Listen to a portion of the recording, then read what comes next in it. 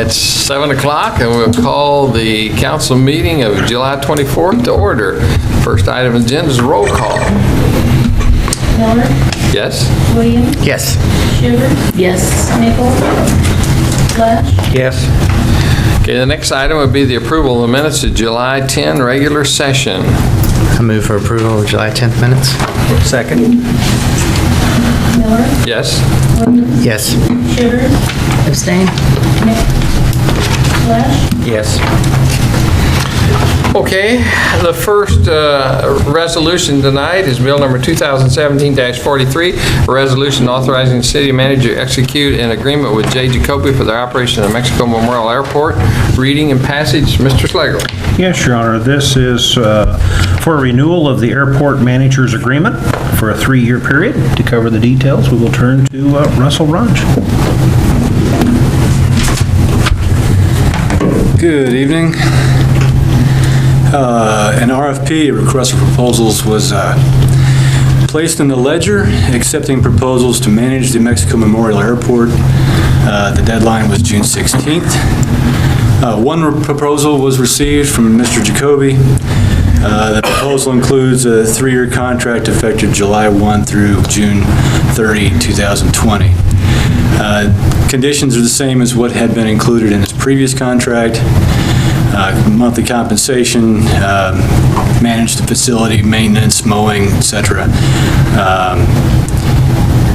Fees to the city of 5 cents per gallon of fuel on the fuel sales. Controls what's overseen at the airport as far as ordinances and whatnot, self-fueling vehicles on tarmac and trespassing. He controls the farmland that's on the property as well. Jay has been the manager for 16 years. We hear nothing but compliments on what he does. He's basically on call. If somebody flies in with a jet at 3 o'clock in the morning, he comes in and helps them out if they need that. Since 2004, there have been significant improvements to the airport, and additional improvements are forthcoming. In addition to Mr. Jacoby's reliability, staff recognizes from past positive experience the value of having a manager with broad knowledge of the airport facility present during capital improvement projects such as what we have going on with the apron. Staff recommends that council proceed with reading and passage of the attached resolution, accepting the proposal submitted by Mr. Jacoby for management of the Mexico Memorial Airport, and authorizing the city manager to execute an agreement.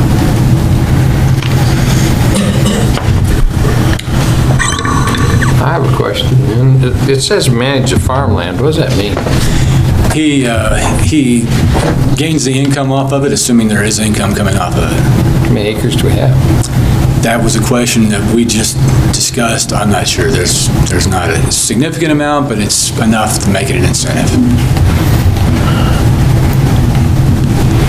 I think that'd be interesting to know, Mr. Slagle, how many acres are involved in that? Yeah. For future reference. How many tillable acres there are. Right. I have a question on so he sells the fuel at whatever cost he wants to sell it at, and we get 5 cents a gallon? Is that how I understand this? That he makes whatever profit minus 5%? As I understand, he competes with Moberly's and the Columbias and the Fultons that also sell fuel, so he probably keeps it within those ranges to be competitive. Historically, he's been a little bit lower than area airports in order to get them to come here.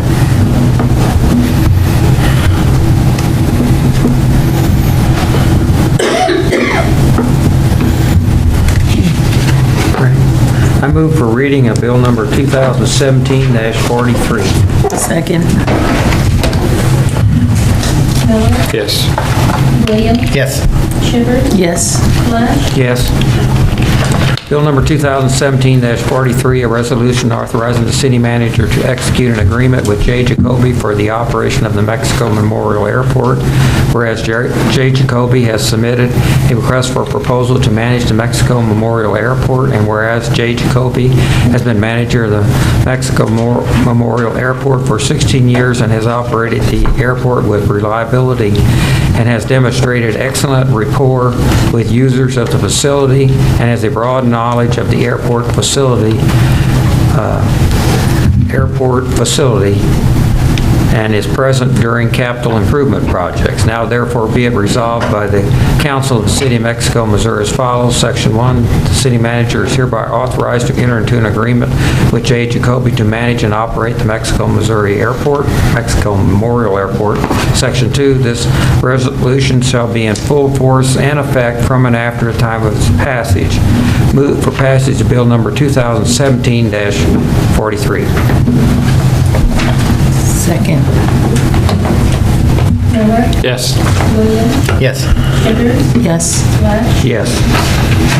Next item on the agenda is Bill 2017-44, a resolution authorizing the city manager to enter into an agreement with Mexico School District to assist in providing additional police services to the school district.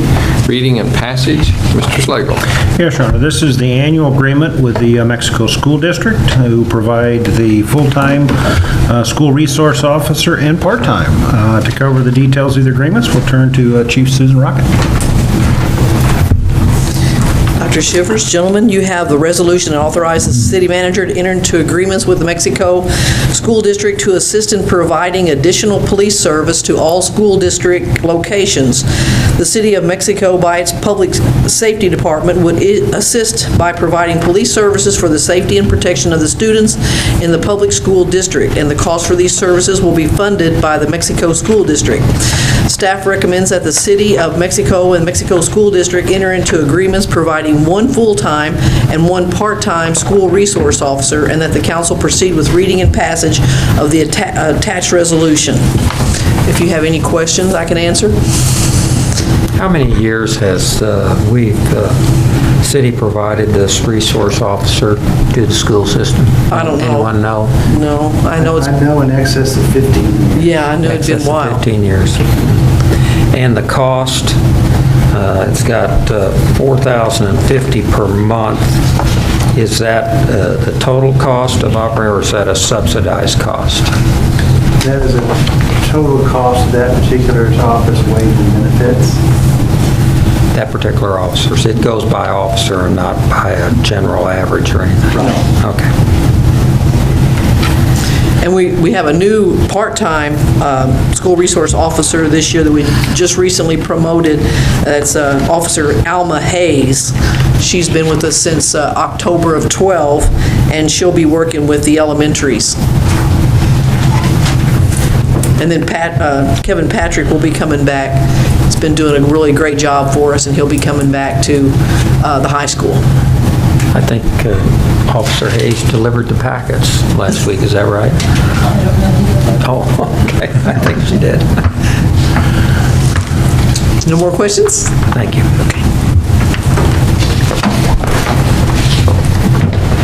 I move for reading bill number 2017-44. Second. Miller, Yes. Williams, Yes. Chivers, Yes. Flash, Yes. Bill number 2017-44, a resolution authorizing the city manager to enter into agreements with the Mexico School District to assist in providing additional police services to the school district. Whereas the Mexico School District desires to contract with the City of Mexico for one full-time and one part-time school resource officer to provide for the safety and protection of the students in the public school system.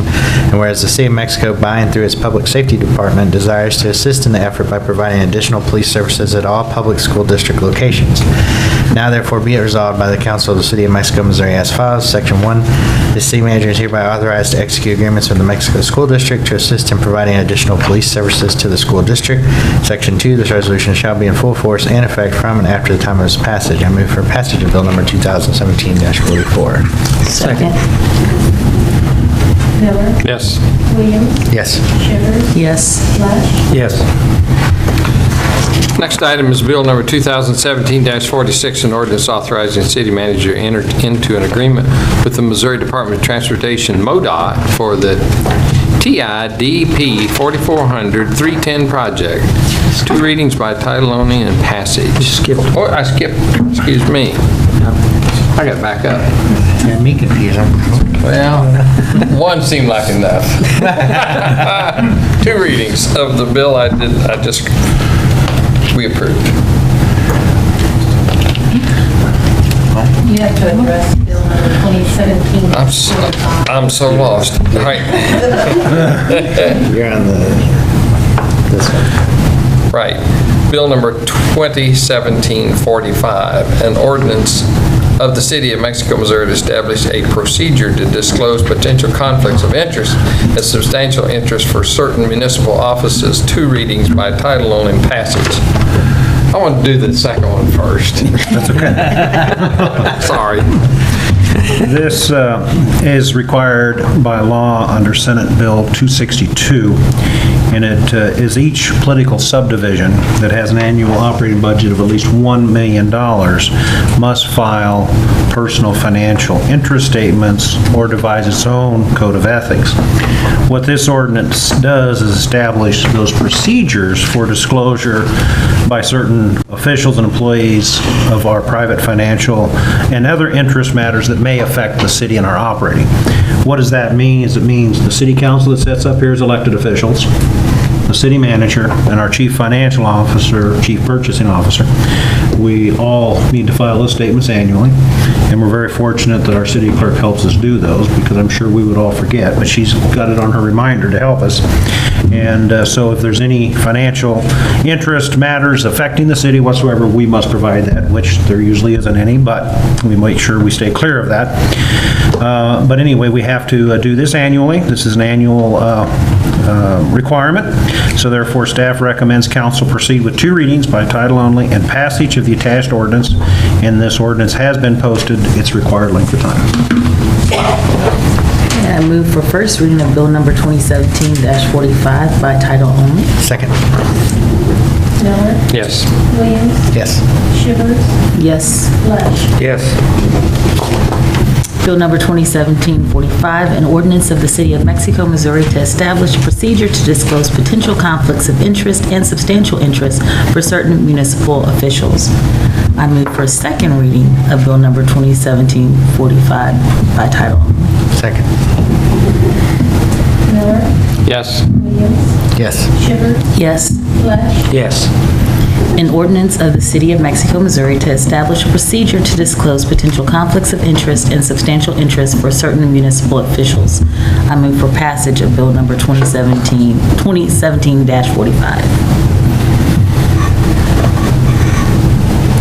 Second. Sorry.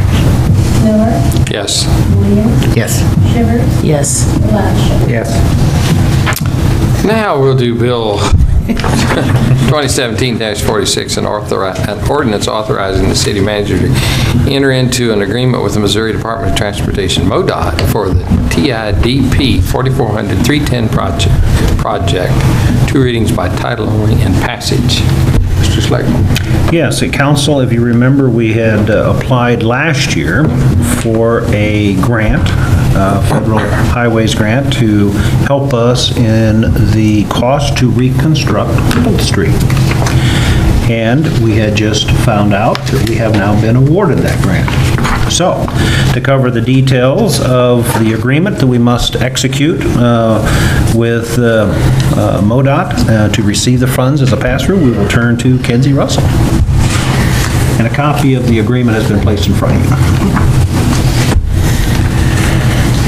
As Mr. Slagle said, this is for the reconstruction of Holt Street from Agricultural Street to, or from Green Boulevard actually, to Trinity Street. And we have proposed using an innovative method of paving, one that to my knowledge, at least at the time of the grant, had not been used in the state of Missouri and had only been used in the nation 2 or 3 times previously.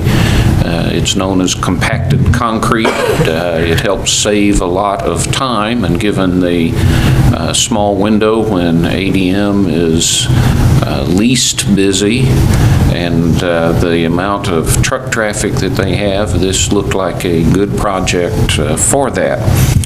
So we applied for an 80-20 grant through Federal Highways.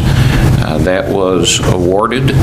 It does have a fairly tight time schedule because we are actually using this current fiscal budget year dollars and need to get a portion of those obligated so that the funds don't go away on us.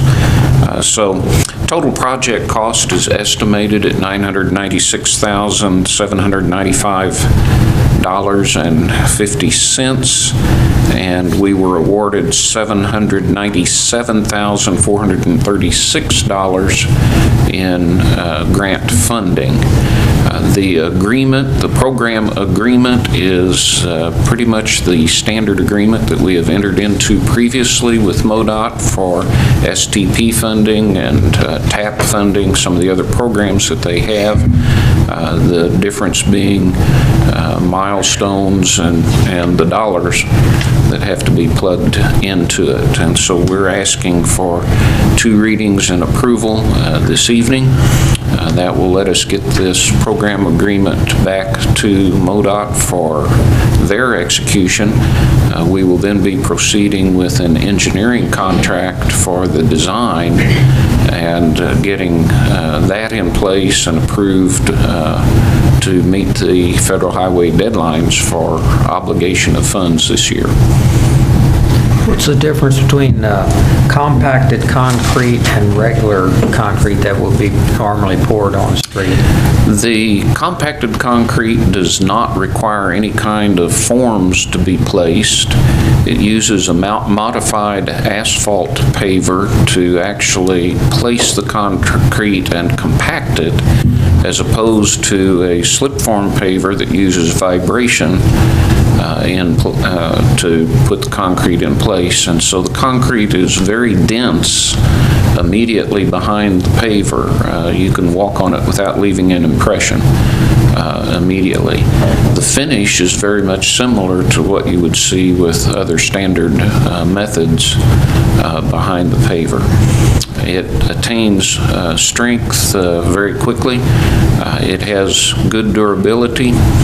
It was used for the Caterpillar staging yard in Peoria, Illinois. It's been used on some subdivision streets out in Wichita, Kansas. Those are the only 2 places that I'm familiar with it having been used. A construction company in Kansas developed it. A Missouri construction company, Bloomsdale Excavating, has purchased equipment and is looking for projects to use it on.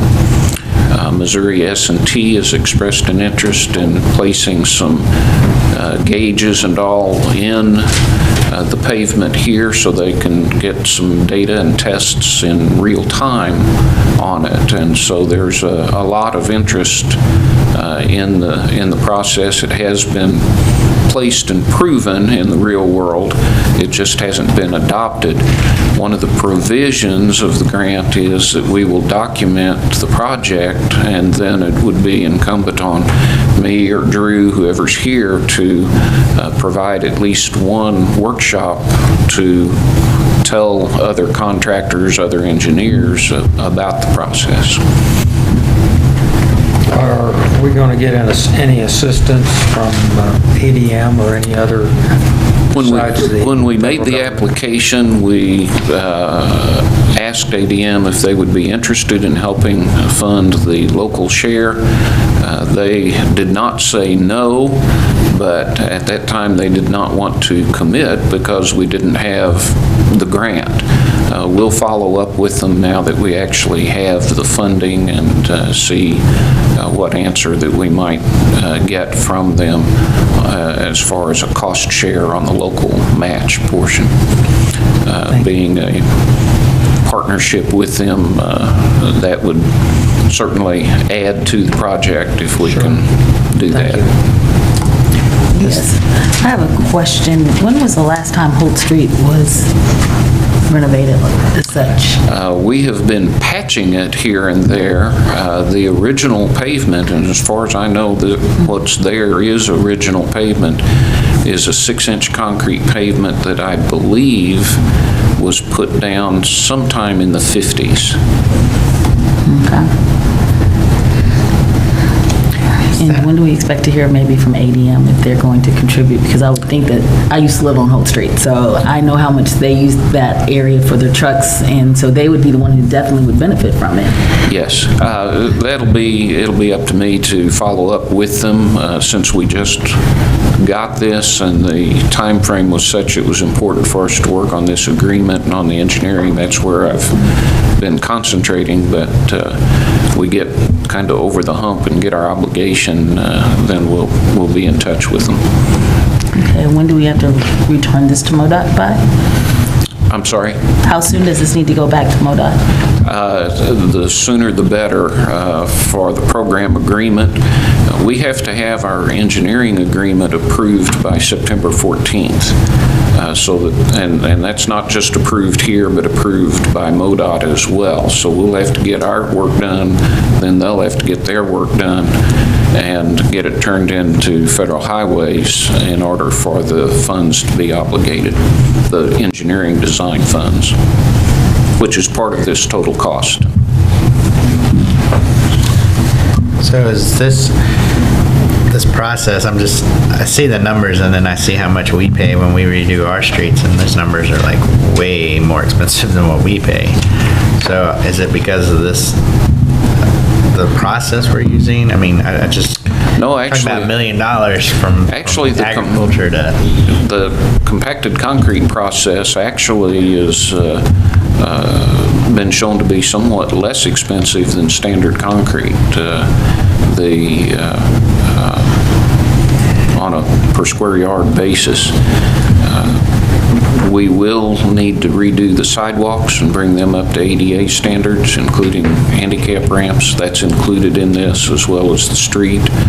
You have the engineering design and engineering services during construction included in this. Again, because it's a somewhat innovative process, we didn't want to try to do the construction inspection and all totally on our own.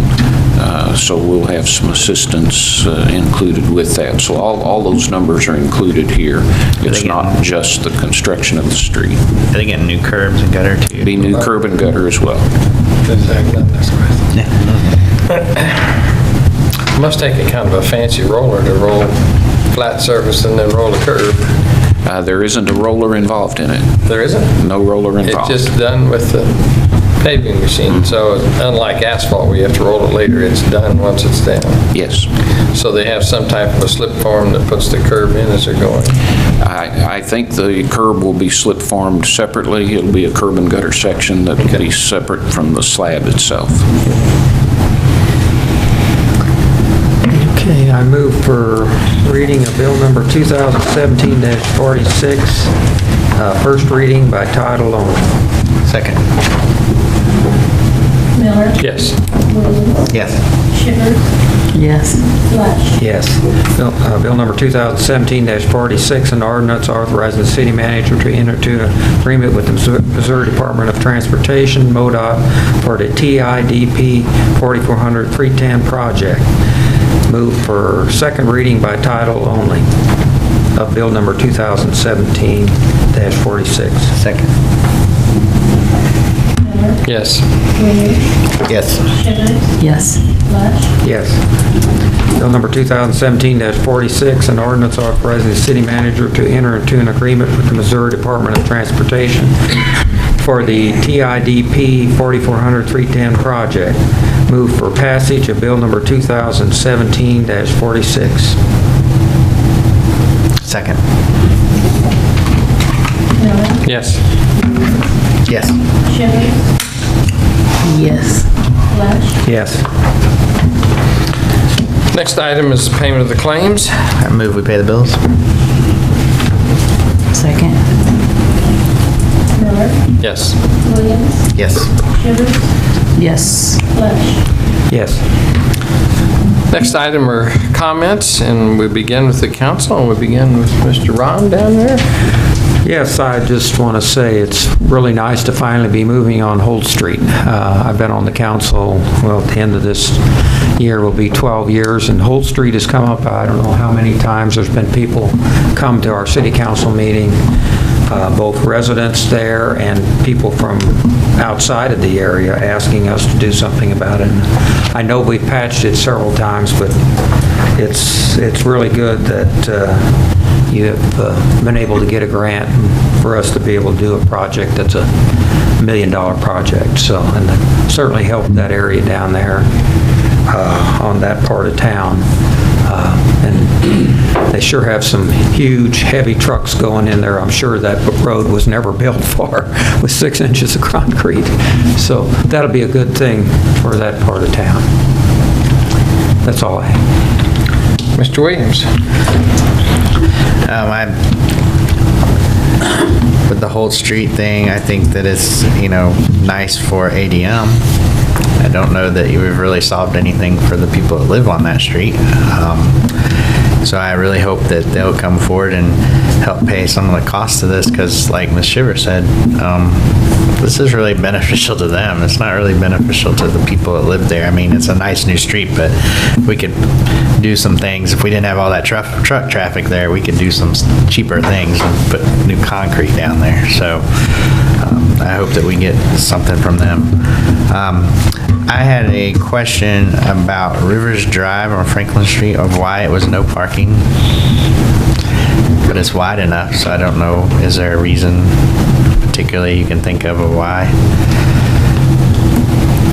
It's been that way. I'd have to go back and take a look at the traffic schedules, and it can be reevaluated. Certainly things change over time. At one time it may have been necessary, it might not be anymore. We can certainly look at that.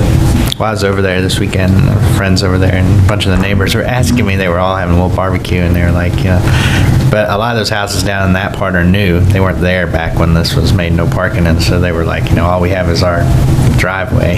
And so they asked me to ask, so I'm going to ask. If you can let me know on that. Sure. I'd appreciate it. And I think, with the pool survey, did we do that differently this time, or do we use a different company? I mean, because everybody, I've been pushing it out there, but it seems like we got a lot more feedback on this, and we've done other surveys, but I haven't even gotten a survey before from the city, and I'm a council member, but did they do something different than? This survey was certainly more directed at pool function versus park system as a whole. And it's still a random, so I was surprised I got one as well, so, but they basically just take a random list and go right down that list, so, because they want to make sure it's scientifically correct, so. So I'm glad to see it. I'm glad we're getting the community's input, so that's all I got to say. Dr. Shivers? Well, I think Chris said it. I want to see Holt Street get some of the accessibility for the handicap and different things on there, so I'm excited for that. Not so excited unless ADM comes to the front and puts some money toward it as well, and it would be great to see them actually do the opposite side of Holt Street as well, because it's in just as need of, repair. I was going around Garfield Park and noticed that they did one of the goals, and I thought we were doing both goals, basketball goals. As far as the courts resurfacing? The resurfacing of the courts, one has been done. The other one is going to be done yet, is that right? We adjusted the project because Chad wanted to have a wider court that would allow for the full three-point arc. The current court that was out there, I think the west one, didn't have a full width to it. So when we adjusted it, the additional quantities somewhat matched the east court, so we lumped it together. Does that make sense? Yes and no. But he basically had enough money to do one of them to the size he wanted, and then he'll have to rebudget for the other one. Rebudget. Okay. It'll be interesting to see when that gets rebudgeted, because it looks kind of odd, and there's still a heap of dirt that's over there, and I'm concerned for little kids and stuff who want to go down there and play. Usually just don't leave it there. I know I seen in their weekly report that they had to do some dirt work down there, so I assume that they're working on that, so. Well, I know right after it was done, there was some other stuff that had been left and some debris and different things, because it had been brought to my attention by several people in the community. And just asking, it came back to a question I'd asked a while back before I was on council. On that Cawthorn Street, that little street over by Promenade, is there a way that they could make that just like a walking, somehow, because when it's a two-way traffic, but it's very dangerous when somebody tries to turn on there, because if somebody, you can't really see when you're turning if anyone's on that street. You got that one down, Kenzie? Take a look at it. And that's all I have. It's great to be back. Mr. Slagle? I just want to remind council that in 2 weeks, we'll be here on Monday, August 7th at 4 o'clock for the budget work session. And as typical, plan at least 4 hours. Okay, well, the only thing I have to say is it sure is great to see Muldrow Street capped. We now don't have to go like this. I mean, I think it rides good, and I think it looks good for Mexico. I mean, I just think that's fantastic. Also, the Missouri Street project, I can't believe it's so flat. It's been so tall and so hard to get up and down for so long. It's just hard to believe it could end up as flat as it was. Good job on everybody's part. And I guess really that's all I have to say. At this time, we'll take public comments. We ask you to come up to the podium, state your name and address, and try to keep your comments down to 3 minutes. And the floor is open.